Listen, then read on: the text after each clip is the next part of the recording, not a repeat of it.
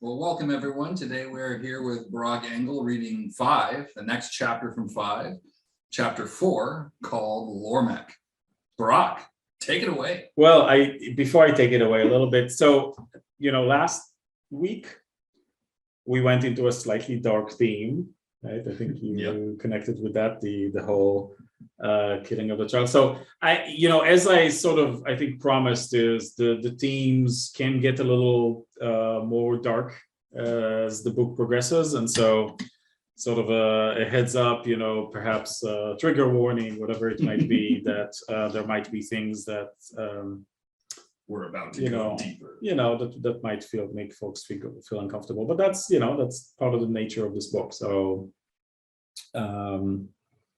it's not all elves and butterflies, right? There's and to repeat the context, the concept behind this Act 1, this big Act 1 of the book, which is it's 9 chapters that are interlaced between introducing the 5 protagonists, so 5, and events that seem completely unrelated, that have occurred in different points in time in this world of the book 5. And I'm not actually letting you know why they're connected. It's jumping from one place to another in this big tapestry. And this chapter introduces one more protagonist. So the last one we met was Solace, the wild mage, and now we're meeting Lormek, who is the healer, and that's what this chapter is about. 5, chapter Act 1, chapter 4, 2 being the second character, Lormek, the healer. Goblin face. Lormek continued walking down the alleyway, his face maintaining the sort of neutral look that, from experience, had the best chance of avoiding a confrontation. Undercritter. Not that any single one of them could actually beat him up anymore. He was much stronger than they were, even if, being a dwarf, he was still so awfully short in comparison. For a while, being short when he was growing up was helpful. As he was muscling up rapidly a couple of years ago, developing into his robust frame, he enjoyed the relative freedom of being underestimated and then kicking the shit out of a few of them. That was a useful lesson, to keep at it and continue to make himself as strong as possible. At almost 29, he could take on anybody in the shallows. The problem was that the bullies learned that lesson too, so they would muster their courage and gang up on him in 3s and 4s to overwhelm him. Rajiv, his adoptive father, had always tended to his wounds afterwards, so no injury was ever permanent. But the bullies knew it too, so they beat him even harder, often to within an inch of his losing consciousness. Sometimes they crossed that line too. Shitskin! Lormek turned the corner. He could see them huddling together in a group at one of the many makeshift doorways that cluttered the alleys of the shallows, offering paths to mystery, excitement, and more often than not, danger. You needed to know how to handle yourself in the shallows, or you might find yourself stripped of everything you had. That is, if you were lucky.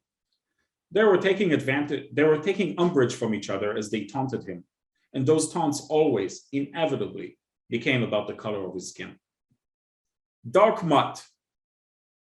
Why was he so dark anyway?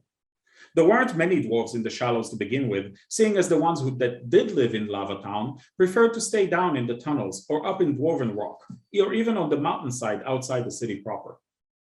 But the few amongst them who did spend their time in the bottom shelf were all of pretty fair complexion. Even when compared to these other dwarves, he stood out like a banana on pizza. That is to say, one did not belong with the other. Not that Lormek knew what either a banana or a pizza were, but had he known, he would have nodded his head vigorously at the comparison. Other races had dark skins amongst them, of course, those people who could travel, or who lived away from Lava Town and had regular exposure to the sun. But most people in the shallows didn't, and could never afford to make it high enough to see much of the sun on a regular basis, let alone let it pigment their skin. So he stood out, all 4 feet of him. Might as well have been 2 feet taller like the elves. At least then he wouldn't look so invitingly small.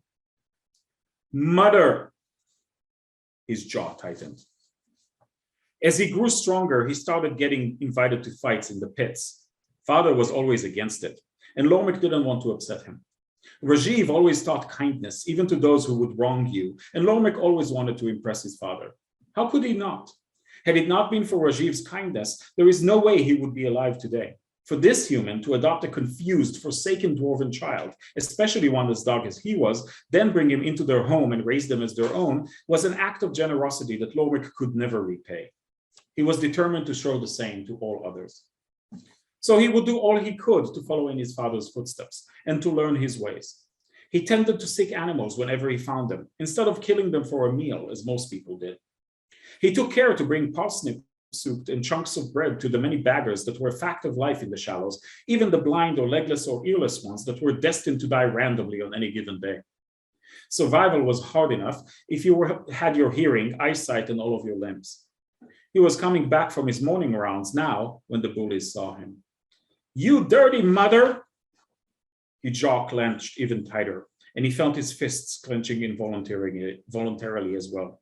With much effort, he kept his pace and started going through his breathing routine. Breathe in, breathe out. 6 months ago, he finally succumbed. The person after was large, and he knew that were he to win it, his father could do much good with it. The amount was such that it would allow Rajiv to feed all the visitors to the church for weeks, and the beggars too. But Lormek knew the truth. He only signed up because he had had enough. Mother scum, mother! Breathe in, breathe out. His opponent was human. He was fair-skinned and powerful, and had the confidence that came from knowing that he was superior, a message that was reinforced from the start by the constant shouts of "Mother, Mother, Mother" from the crowd. Mother, by the way, is M-U-D-D-E-R, if you haven't caught that. That's what I thought, but I kept hearing mother with G-H. That's my accent. Yeah, it is. You better fix that. Right. Lormek hated that slur more than any other, and as it became a chant, then a chorus, he could remember his eyes filling with blood and his heart with rage. For the first time in his entire life, he fought not only to protect himself. Instead, he fought for himself. Breathe deeply, hold it in, count to 5, again. He never knew the human's name. When they finally managed to pull him off the lifeless pulp underneath him, he could remember feeling nothing at all. Not the pain of his bruised and twisted knuckles, nor the dizziness that comes from losing so much blood. Not even the extreme difficulty of maintaining his balance on a broken ankle, or keeping his guts from spilling out from the nasty cut he took from the illegal knife the human pulled out right before Lormek pummeled him to death. Then, as his eyes finally rose to see the people surrounding the arena, see how disgusted they were, how frightened that he was the winner, he started feeling the kind of elation, a sense of justice, finally being done. He was going to be a fighter, and none would stand before him. They would never dare to call him mother ever again. For the first time in his life, he felt triumphant. This was when his eyes locked on his father, standing quietly in the back of the rabid crowd. The disappointment etched on Rajiv's face was too much to bear, and finally, Lormek succumbed and fell unconscious. When he woke up the next morning, his wounds all healed by his father's divine touch, all he could feel was the deep shame of having failed. He could not even look directly at his father once he found him preparing for services later that morning. He knew that he had violated everything, every principle his father had ever taught him, every foundation of kindness and service that he had ever built. But what made it truly worse was that his father simply refused to discuss it. He used the prize money exactly as Lormek had hoped he would, and stretched it even longer than Lormek would ever have imagined. Somehow, through his kindness and generosity, it turned into not just food, but another wing of the small church, where the sick and the disabled could spend the night safely, instead of out on the streets of the shallows. He kept tutoring Lormek on how to pray to Freyg in just the right way as to bring forth that strange stirring of power, the healing touch that his father would use to make vicious cuts and terrible wounds disappear as if they had never existed. He also continued to preach kindness above all, and somehow, even in a place where such sentiments were usually a precursor to losing your life, the little church continued to thrive and be a safe sanctuary to all who needed it. But his father refused to say another word about the fight, no matter how much Lormek pleaded with him to discuss it. Lormek's shame would accompany him for the rest of his life. Rajiv continued to teach Lormek to channel Lormek's own divinity, insisting that he had that special ability that made him a healer.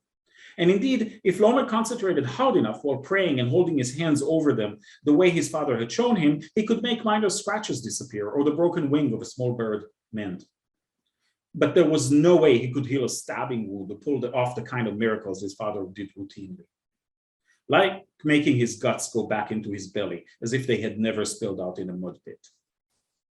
But his father was convinced that Lormek had the signs of a healer and that he would too eventually be called. Lormek kept praying harder. There was nothing he wanted more. In the afternoon, after lessons and lunch and prayer, Lormek decided to go to the beach. A storm was coming, and unlike everybody else, he loved the storms. When a normal person would seek shelter, Lormek would feel compelled to go outside. When anyone would be hiding in the deepest hole they could find, Lormek would stand in the middle of the worst possible place, his eyes sparkling, his feet planted firmly on the ground, his arms raised in joy, his already lengthening beard soaking in the rain. This storm was one of the worst ones. It was rare enough for late spring, but perhaps because of that, these storms could be particularly angry. Lightning flashed repeatedly every few seconds, striking the narrow strip of shore and the tall cliffs behind him, occasionally causing small boulders to detach and hurtle down to the beach where he was standing. Some would strike him, but he didn't flinch, didn't care, because he knew his father could heal any wound.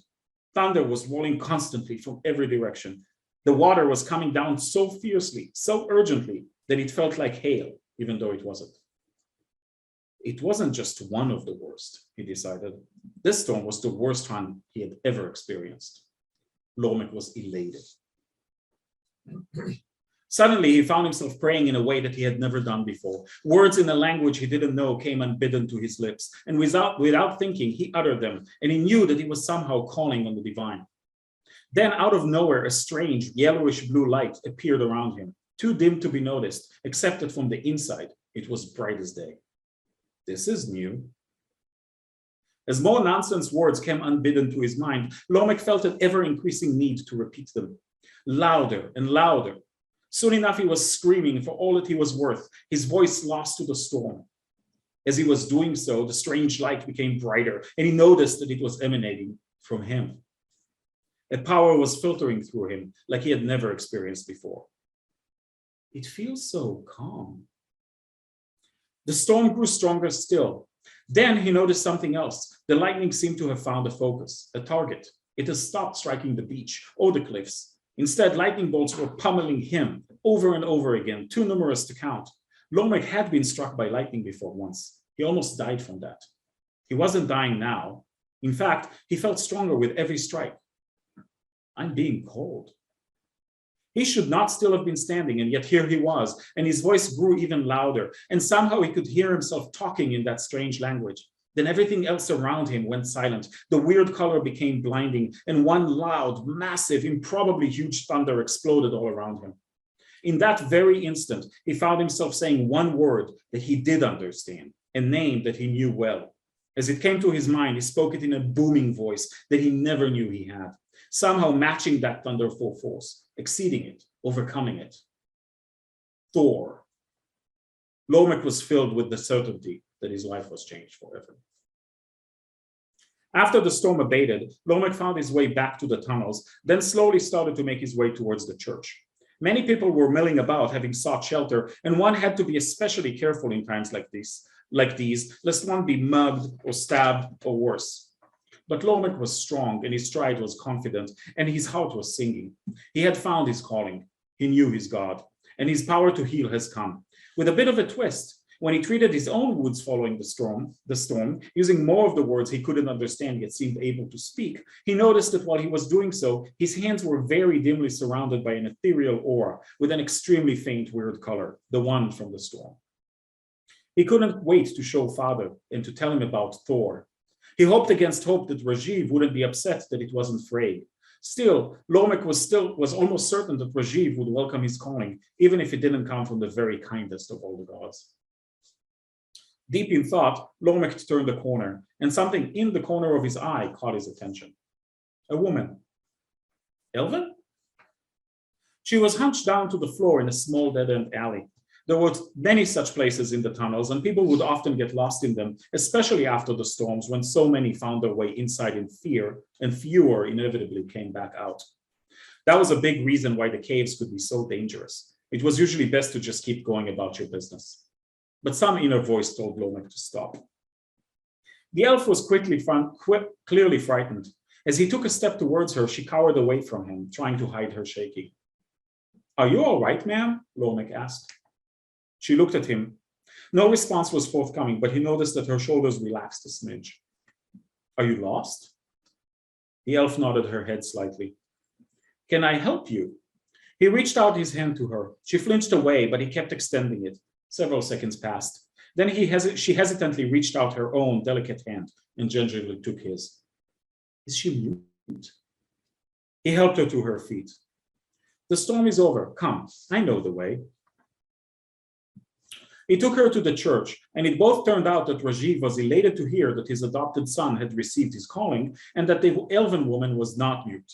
He learned the latter fact when, after giving her the turnip soup that his father had almost always made for dinner and to feed the 30 or 40 homeless that were spending the night, she had asked him his name. The way she asked the question and the way she received his answer, Lormek felt as if she genuinely cared about him, something that had never happened before. She spoke little else and left the next morning, presumably, judging by her clothes, to go back to some of the higher shelves. And it was only then that he realized that she never even told them her own name. But Lormek never forgot her face, its features soft and almost childlike, both in terror and in kindness, with piercing, slightly slanted green eyes that, he could swear, saw into his very, very soul. She had smooth shoulders-length black hair that seemed to naturally fall to one side, and together with those eyes, elven or otherwise, Lormek found the overall effect enchanting. And so when 6 months later, he received a note written in a delicate script as bespoke of an elven hand and delivered by some random scallywag, he was both surprised and immediately eager. The note stated simply, "Let this be repayment of your kindness towards me." It was not signed, but Lormek knew in his heart that it was from her. It also had a location marked on it, a location everyone in the Shallows knew well. And so after his morning rounds and his prayers and his lessons, significantly enhanced now, seeing as he could heal much nastier wounds, although nothing still like his father could, and his leftover turnip soup, Lormek found himself walking down to the Steadfast Inn by the docks at the edge of the Shallows. He sensed that this may be a major turning point in his life. He had a premonition that whatever it was that was going to happen next, it would be important and that his very life may hang in the balance. He felt a thirst for adventure. But most of all, he admitted to himself, he was just hoping to see her beautiful face again. That's 4. And that's Lormek. Nice to meet you, Lormek. Thanks, Rich. I appreciate that. Yeah. Interesting. This one had raised more questions for me than previous chapters. Really? Awesome. Yeah. Did you say Thor, like the god Thor? Thor, the god Thor, yes. So could that, for me, I think that's the first time something from familiar folklore is in your story. So you know what? You're making a really interesting point. I am relying on some of the Tolkien-esque stuff. I am relying on some of the some familiarities, like the elves, the dwarves, the elves were, that's kind of set up 500 years. Right, that feeling is there, and also gods that we're all familiar with. The reason is, and maybe I'm wrong with this, right? That's how I imagine this in my mind, is that by relying on things that breed a sense of familiarity for the person who is listening or reading this thing, it helps ease into the strangeness of the world that I'm trying to unfold. So to some degree, it's right, and so. But then it also makes it like I have a preconceived notion of what Thor is and what his presence does and that kind of stuff. Right. Whereas you might want it to be a little different than that. Well, I mean, yes, it will turn out differently, right? We usually think of Thor as a very specific thing because of the movies, right? The Avengers and all that stuff. But in this, so far, everything in the first 3 chapters was pretty novel and new and like, whoa, yep. I haven't thought about that before. And this is the first time there's something. Oh, okay, I can parse that. right? Or that's I'm not only in Barak's adventure. Now there's There's a another connective point, right? that I'm familiar with, Yeah. which is unusual. I mean, unexpected. I won't say unusual. Unexpected. I'm happy with that because it's intentional, Yeah. right? You know, I could have invented a whole new set Right. of gods, right? A whole new. Could have called him something else, but he has a hammer. But the whole point here is for that to be, oh, okay, I get it. So Thor, god of war, right? People think of it that way. It's already, I don't have to explain any of that. It's already there. And it also gives you a bit of sense of familiarity of like, oh, okay, all right, I can take a little breath and say, okay, now I'm kind of like, I'm feeling a little more grounded. Because think about what I'm trying to do here. I'm really destabilizing the person who's listening to this. Right. The whole concept of like, here, look at this corner, look at that corner, look at that corner, right? And all of it is kind of strange. And oh, I'm killing the child because whatever, who cares, killing children? That's awesome, right? So I hope you did that for a reason other than chocolate. well, but it's not shock value. There's like a really good reason for why that happened. Every one of these random events matters in a really important way. That's what I'm hoping. Right. But this is a way to kind of reground you, right? It's like, okay, all right, all right. I know Thor. Thor is a thing I know, right? Yeah. I know dwarves. I know elves, right?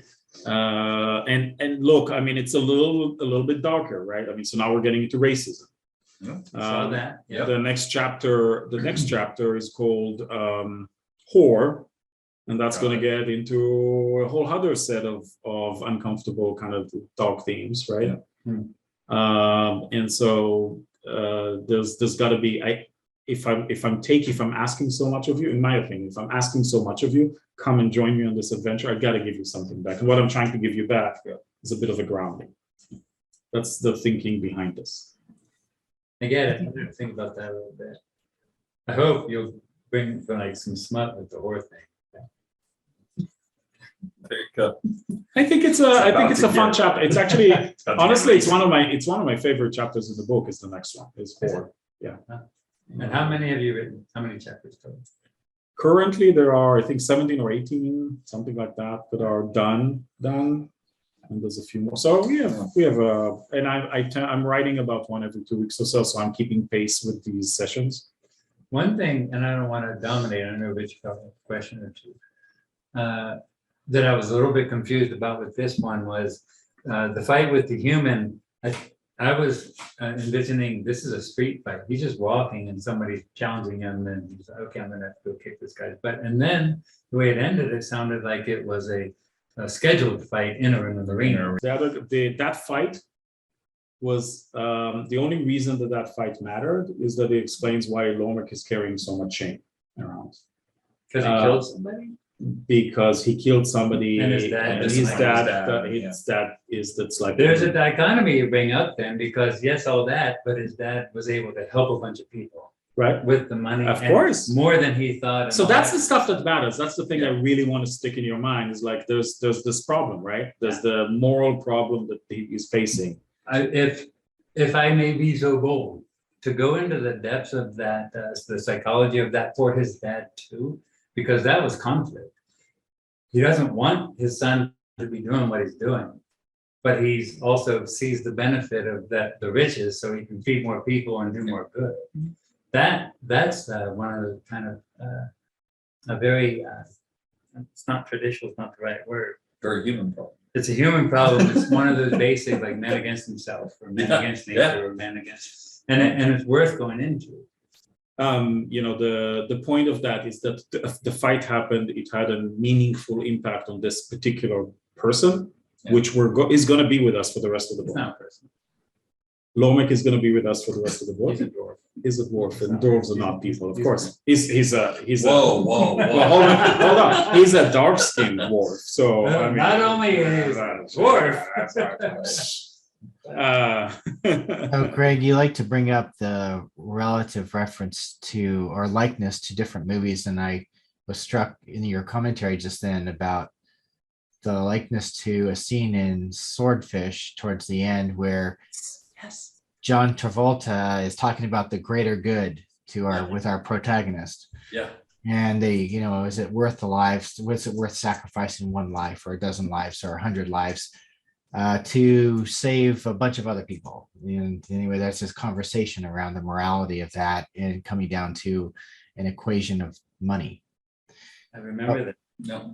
But yeah, mother is also, I mean, that's the N word, right? Essentially in that world. Yeah. Mhm. Yeah. Right. One thing that's interesting is the juxtaposition of pace between the prior chapter and this chapter. And what I'm referring to is that there was a relatively short span of time, if you allow for whatever days passed during the ship voyage, but there was a very specific spot in time, whereas in this chapter, we're talking about a whole period of time where this person grows up, a little bit like 2 chapters ago. But the pace of this one was so it just kept rolling with the action while describing massive passage of time and phases. So when Greg was commenting about the idea that all of a sudden we're here and then all of a sudden we're there in terms of where the story is going in this chapter, it's a whole different experience than the dwarves pressing themselves against the deck for 3 days and Right. the minute description of this very small window of time versus Lormek's journey as Lormek grows and then culminates in this final action. Yeah, and you're exactly right. I like that aspect of this because, like Barack was saying, he's kind of keeping us off balance a little bit, and that like one chapter takes Yeah. place in a 3-week or 2-week period, and then the next one takes place over years. Yeah. But it's still the same kind of length of listening or length of reading. It's interesting. It's sure Yeah, the talent. I mean, Not everyone ultimately, can do I go back to what I said at the beginning, right? My goal is with every one of these Act 1, the first 9 chapters, right? My goal is to give you, to shine a light on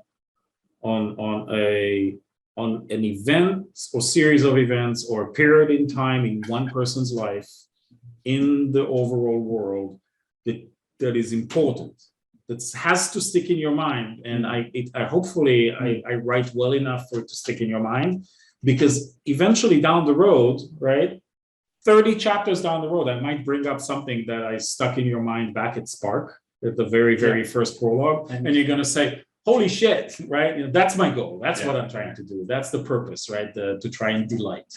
And so like I'm trying to keep it to exactly to what it to stay purposeful, right? So if I'm not what I hope for, right? I mean, right, this is a service. Ultimately, to me, writing a book is a service to the reader. I'm not doing it for me as much as I'm doing it for you. Yeah.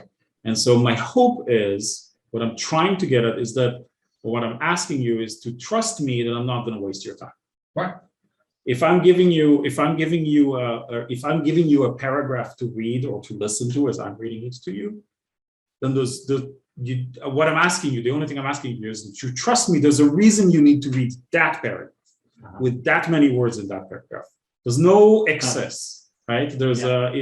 It's as concise as it needs to be to plant something in your mind that I'm going to use later to delight you. I mean, that's how I see writing a book, right? That's for me the purpose of it. And that was 5, chapter 4, Lormek.